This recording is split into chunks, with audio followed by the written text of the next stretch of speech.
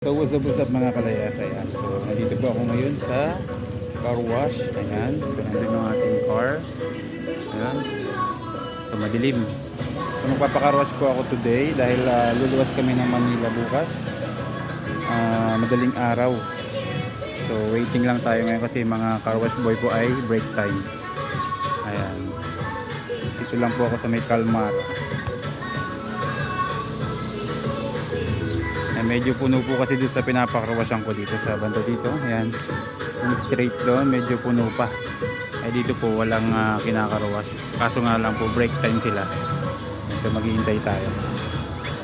Ayan mga kalayas ang ating car. So waiting pa po tayo kasi break time nila. Kumakain pa sila. Ayan. So hintayin lang natin silang makapag-break bago nila i-carwash yung ating sasakyan. Sobrang dumi na po kasi.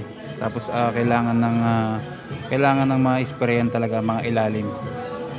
Ako po kasi talaga nagkakarwash niyan sa bahay. Kaso ang ginagawa ko po doon sa token, sa hinuhulog-hulugan ng lima-lima, ini-sprayan ko muna bago ko siya i-carwash. Kaso nga lang po tinatamad akong mag-carwash ngayon.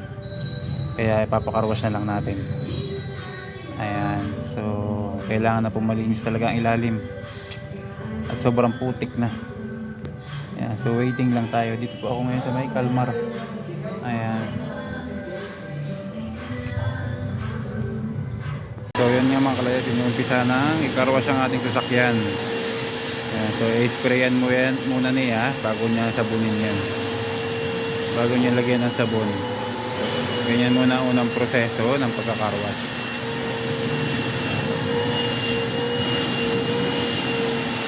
Meron din dito yan, vacuum naman yan. So magkasabay tayo yan, tricycle.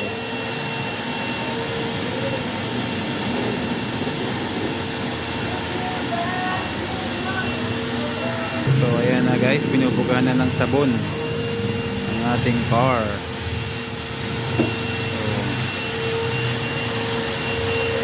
So paikot.